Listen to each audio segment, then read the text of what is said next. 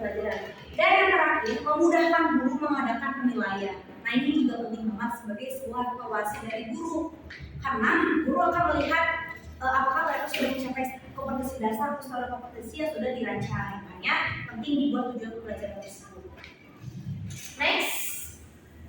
Kemudian yang terakhir ada aplikasi desain kompetensi dan tujuan pembelajaran. Mungkin di sini lebih kepada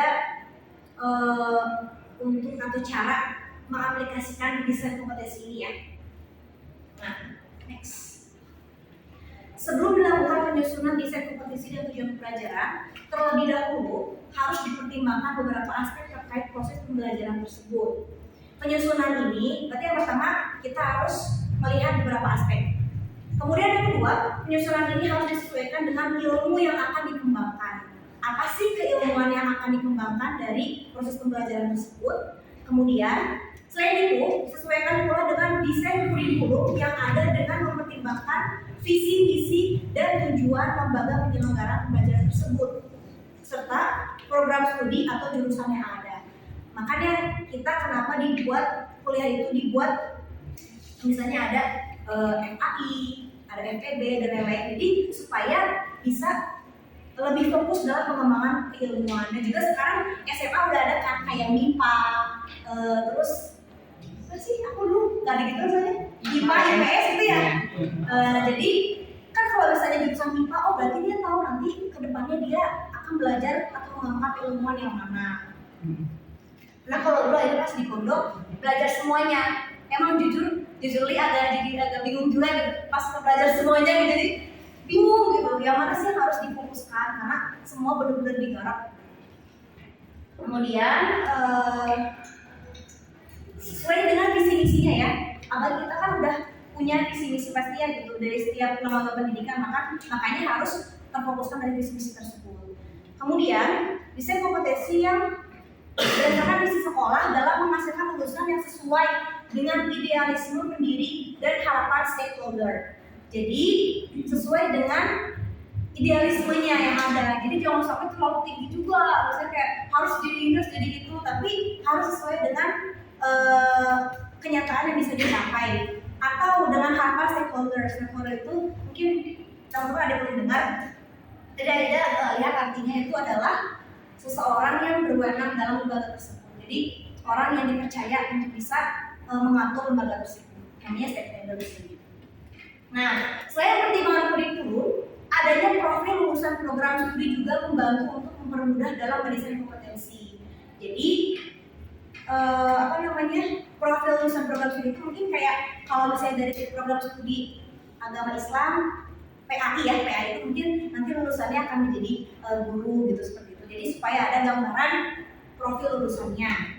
Kemudian hal ini lantaran materi pada profil akan terlihat tingkat harapan lulusan kompetensi utama dan kompetensi pendukung program studi. Oleh karena itu, profil ini akan dapat mendukung penyusunan desain kompetensi dengan lebih mudah dan terarah sesuai dengan arah tujuan dan program studi.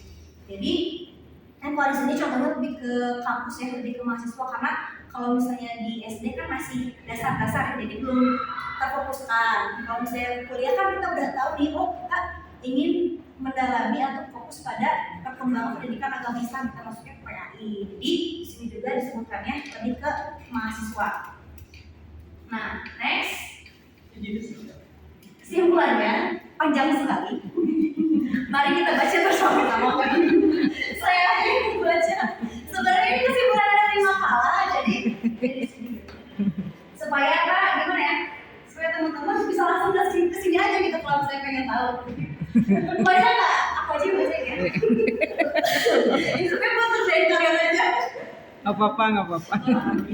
Nah, dari faedah tadi dapat disimpulkan bahwa kompetensi pembelajaran adalah kemampuan ya. Kompetensi tadi artinya apa? Kemampuan, kecakapan, keterampilan yang dimiliki oleh individu, baik itu seorang pendidik atau peserta didik, dalam melaksanakan proses pembelajaran. Namanya kompetensi. Ingat, kemampuan dan kecakapan. Untuk mendesain kompetensi ada 3 komponen yang harus dirumuskan, yakni standar kompetensi, kompetensi dasar, dan indikator. Kemudian setelah mendesain kompetensi Langkah selanjutnya adalah menentukan tujuan pembelajaran. Nah, yang dimaksud tujuan pembelajaran adalah yang ingin dicapai setelah mengajar suatu pokok atau suatu pembahasan yang sudah direncanakan tadi, atau setelah melakukan proses pembelajaran. Nah, di sini ada fungsi-fungsi tujuan pembelajaran sebagai titik pusat perhatian dalam melaksanakan kegiatan pembelajaran, kemudian sebagai penentu atau arah kegiatan pembelajaran, kemudian yang ketiga sebagai titik pusat dan pedoman dalam menyusun rencana pembelajaran, yang keempat sebagai pedoman untuk mencegah atau menghindari penyimpangan kegiatan pembelajaran. Nah, ini juga yang terakhir, sebelum melakukan penyusunan desain kompetensi dan tujuan pembelajaran, terlebih dahulu harus dipertimbangkan beberapa aspek terkait proses pembelajaran. Kemudian ilmu yang dikembangkan, kurikulum, visi-visi dari lembaga, kemudian lulusan profil, dan juga visi yang sesuai dengan idealisme pendiri dan harapan dari stakeholder. Gimana? Sudah muak langsung? Sudah mulai sudah muak melihat tulisannya. Mohon maaf ya, ini agak seperti sebut tulisannya. Oke.